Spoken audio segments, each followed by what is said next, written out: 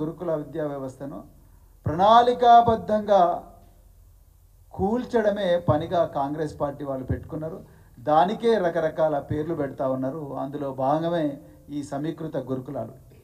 మిత్రులారా, మొట్టమొదట ఈ మల్లు భట్టి విక్రమార్క గారి ప్రకటనలు కానీ లేకపోతే మరి ముఖ్యమంత్రి రేవంత్ రెడ్డి గారి ప్రకటనలు కానీ చూస్తుంటే వాళ్ళకి అసలు విద్యా వ్యవస్థ మీద ఏమాత్రం అవగాహన లేదని అనిపిస్తూ ఉన్నది. మరి ముఖ్యంగా గురుకుల విద్యా వ్యవస్థ మీద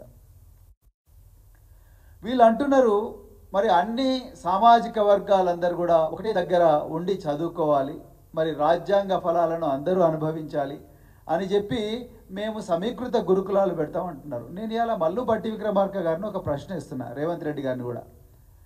మీరు ఎప్పుడైనా గురుకుల పాఠశాలకు పోయినరా? అక్కడ అధికారులతో మాట్లాడినరా? అక్కడ విద్యార్థులతో మాట్లాడినరా? ఉపాధ్యాయులతో మాట్లాడినరా? అసలు ఆ గురుకులాలు పెట్టిన జీవోని ఎప్పుడైనా మీరు చూసినరా?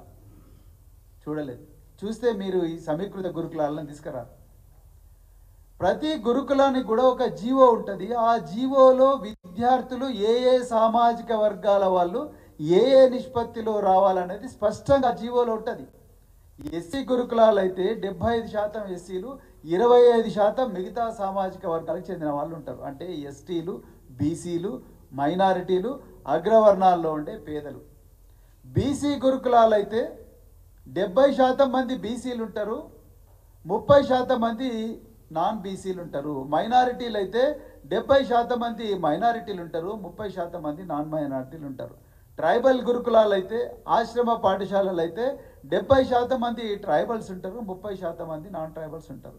ఇంకా జనరల్ గురుకులాలు అయితే 50% జనరల్ కేటగిరీ, మిగతా 50% మిగతా సామాజిక వర్గాలన్నీ కూడా రాజ్యాంగబద్ధమైన రిజర్వేషన్ అనుసరించి తీసుకుంటారు.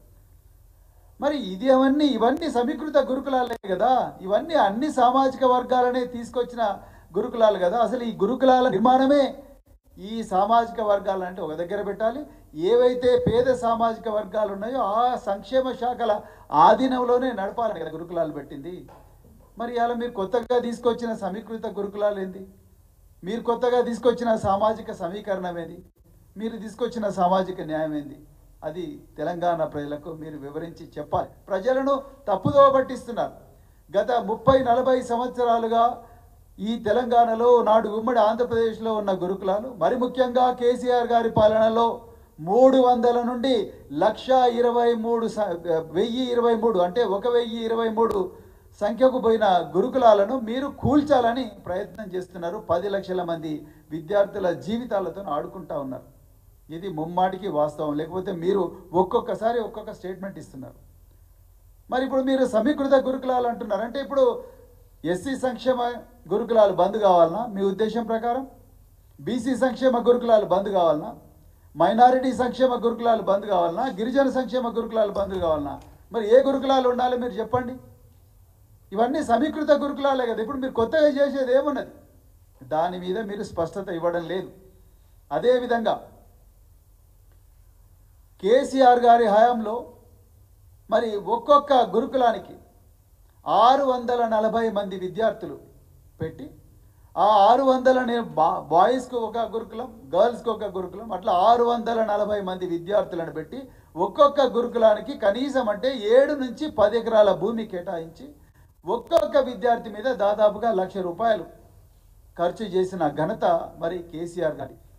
ఇలా మీరేం చేస్తూ ఉన్నారు?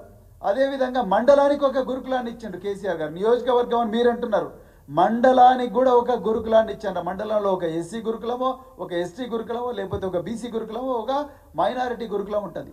ఇలా ఇంటిగ్రేటెడ్ గురుకులాల పేరు మీద మీరు మండలాల్లో ఉండే గురుకులాలన్నీ కూడా రద్దు చేసి నియోజకవర్గంలో ఒక దగ్గరికి తీసుకొస్తామంటే మరి ఆ మండల ప్రజలు ఏం కాను?